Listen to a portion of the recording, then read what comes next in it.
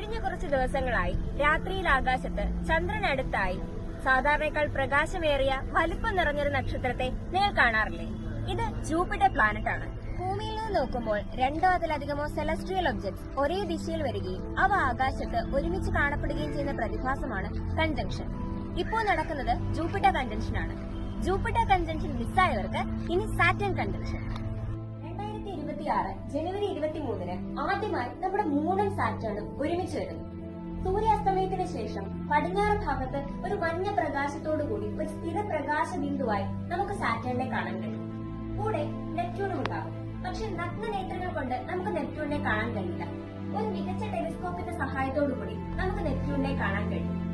ഒരു ചെറിയ ബൈനോക്കുലറോ ടെലിസ്കോപ്പോ ഉണ്ടെങ്കിൽ സാറ്റേണിനെ അതിന്റെ റിംഗ്സോടുകൂടി തന്നെ നമുക്ക് കാണാൻ കഴിയുന്നതാണ്.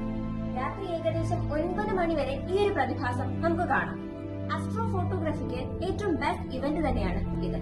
അസ്ട്രോണമി എൻതൂസിയാസ്റ്റ് ആയ നിങ്ങളുടെ ഫ്രണ്ടിന് ഈ വീഡിയോ ഷെയർ ചെയ്യൂ. അപ്പോൾ മറക്കണ്ട, ജനുവരി 23 രാത്രി 9 മണി വരെ.